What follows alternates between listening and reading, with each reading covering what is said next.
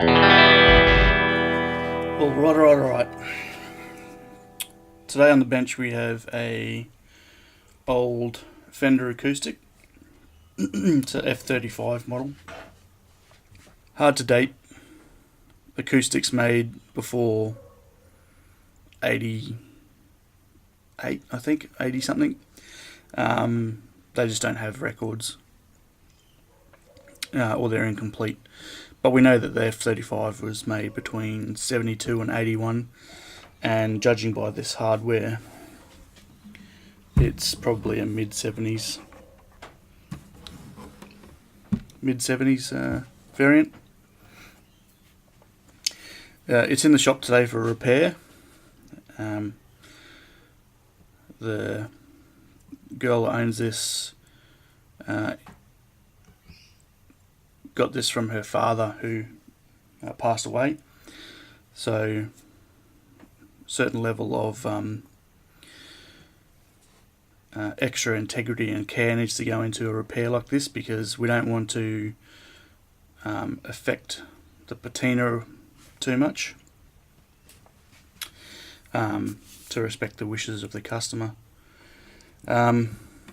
It's got some fairly extensive damage at the rear of the guitar here.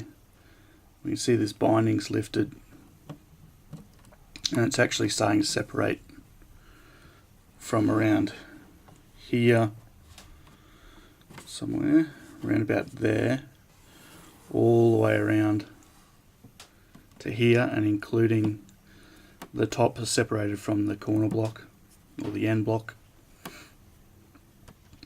So the first thing I'm going to do is actually remove this piece of binding.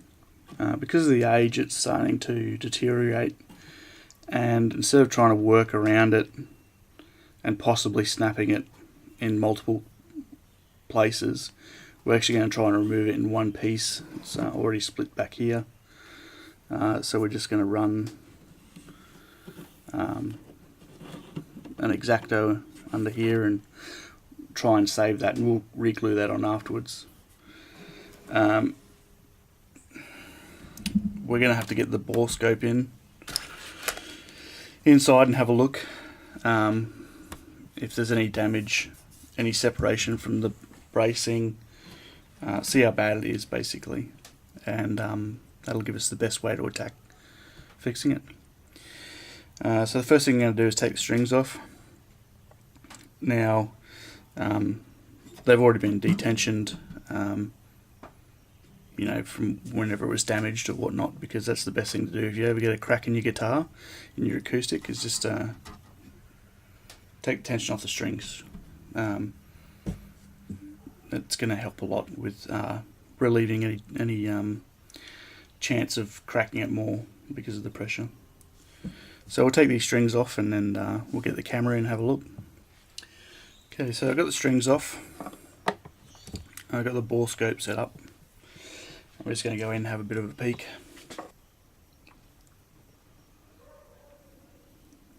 Can you see that?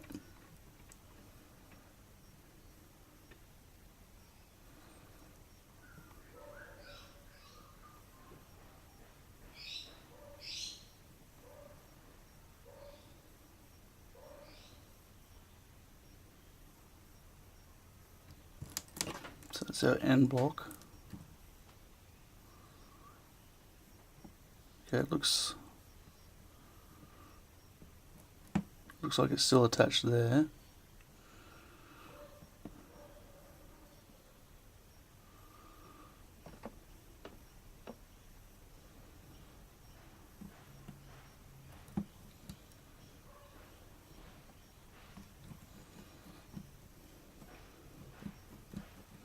Okay, so our end block is still intact, which is great news. So before I go in from the other end, I'll get that piece of binding off. Okay, so here it is.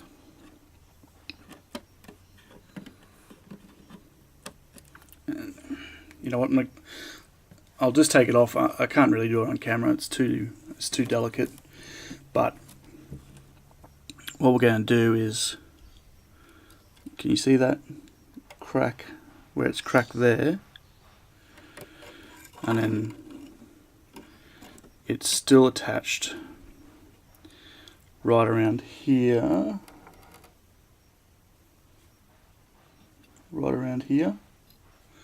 and we'll gently prise it up and separate it there. And if I need to, I'll get my steam wand as well, but it's barely just holding on with some finish just here.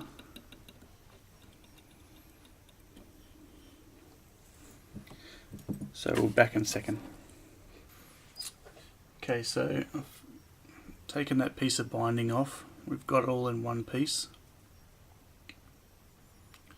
You can see just here, that little spot just there was where it was still attached. So there was a substantial amount here, and of course a big part there that, you know, we don't want to split it again here when it was already split here and here. So we can keep this one continual piece.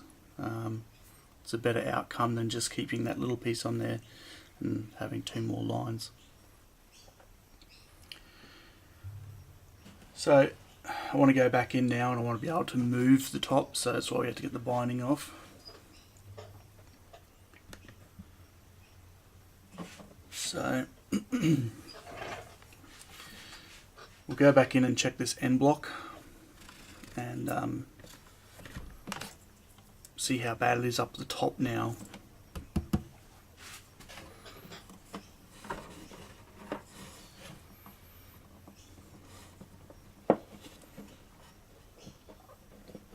So there's the bottom, and it's still attached and still nice.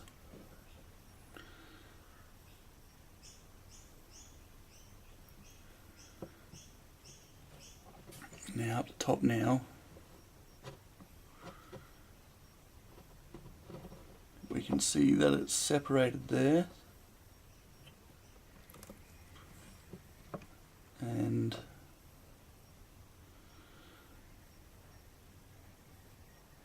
fully separated. So we'll have to get in there and clean that out as best as possible underneath that. So we'll just quickly check the this back bracing as well.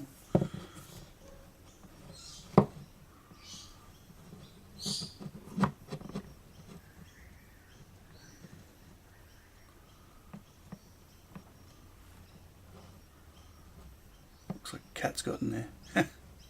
That's fine that way.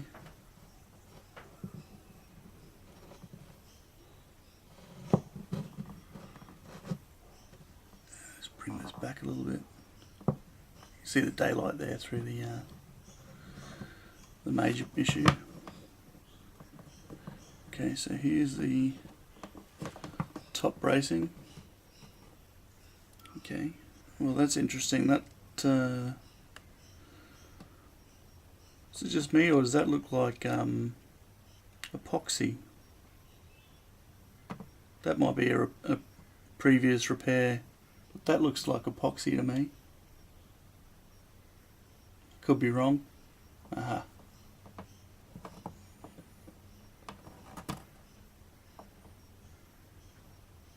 Yeah, we've had a repair in the past. You guys see that?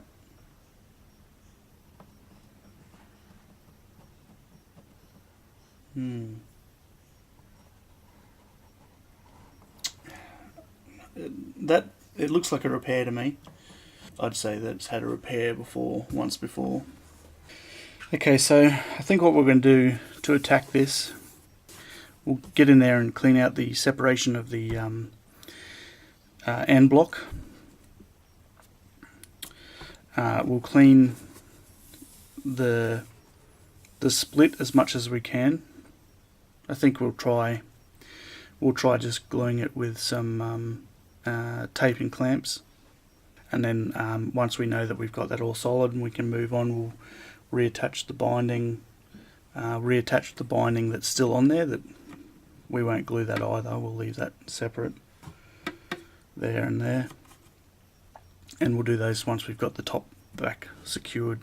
Yeah, the next step is just to give this thing a good clean. You know, get rid of the dirt, get rid of any corrosion on these frets. We'll get to that. Okay, so we've given that quite a clean. The fretboard was not in great shape, but you know, like some of the pores, some of the heavier pores in the wood are starting to expand even more. It gives them this sort of rougher feel. Just around here, in between the strings, you can feel it. Where the strings are, you can. I'm not sure if you can actually see, but there is quite a bit of wear on this guitar. It was very heavily played. You know, the frets are starting to go beyond wear to damage, but still quite playable. Some very heavy wear in the first 5 frets, even the first 7 frets. I like saying that. It means this guitar has been much loved, much played, hasn't just sat in the closet somewhere. Nothing to be worried about. Just going to put some beeswax on the fretboard. I may have mentioned before, but I only use beeswax on fretboards. It's great, it's good stuff.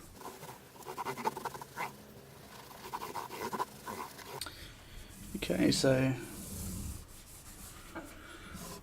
that's all beeswaxed up, and I think it looks great. Okay, so that's all we're going to do for in the way of, you know, restoration. It's not really restoration, it's preservation of the guitar.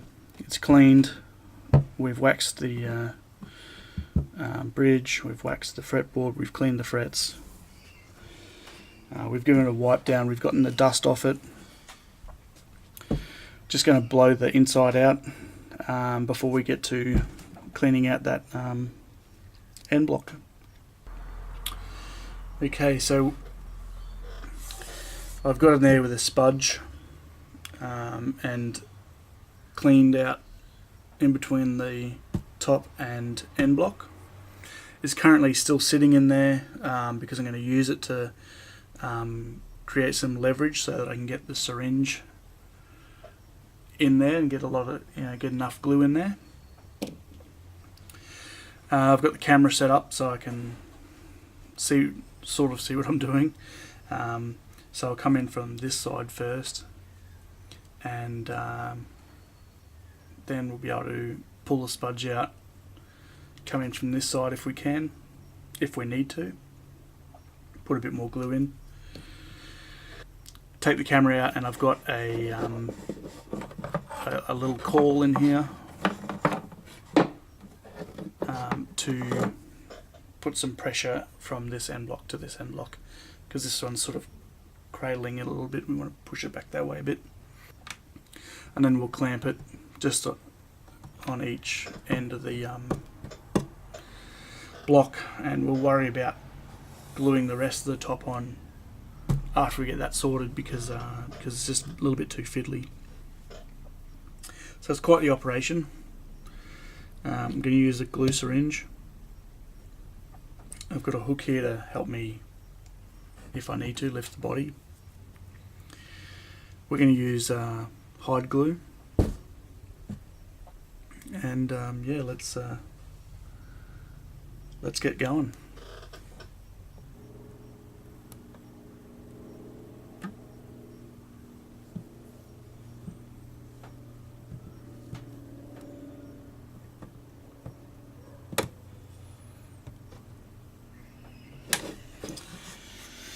I'm going to have to take this little piece of binding off. It's too hard to keep it separated. Unless, I've got an idea.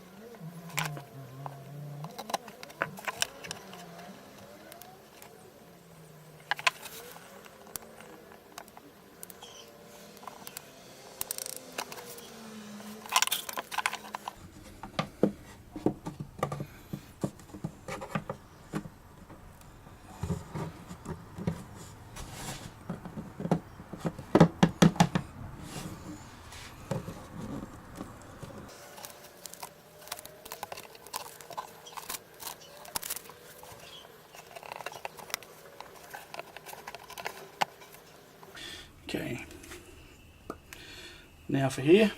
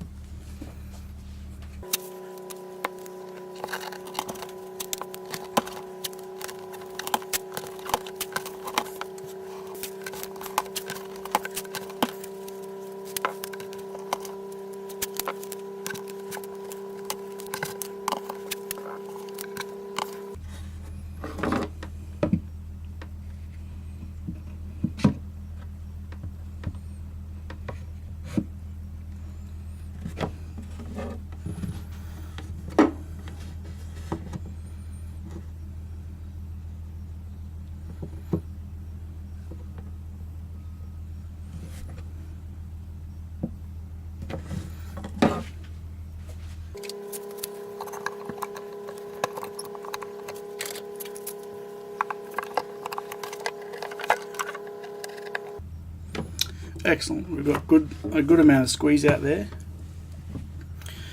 So we've managed to hopefully get a good solid glue joint there.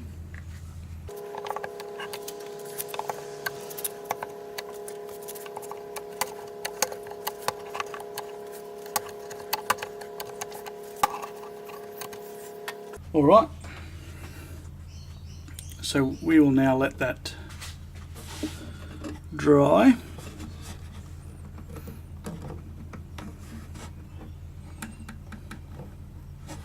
Just make sure our caul, clamping caul is still good.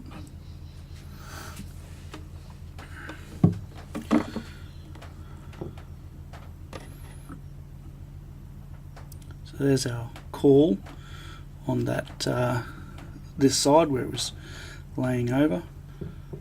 Squeeze out right up to the edge. You squeeze out through the kerf all the way along. So that's good. We will we'll leave that for I don't know, 24 hours I suppose. Let it fully cure. I'll come back and I'll check it, and I'll meet you there.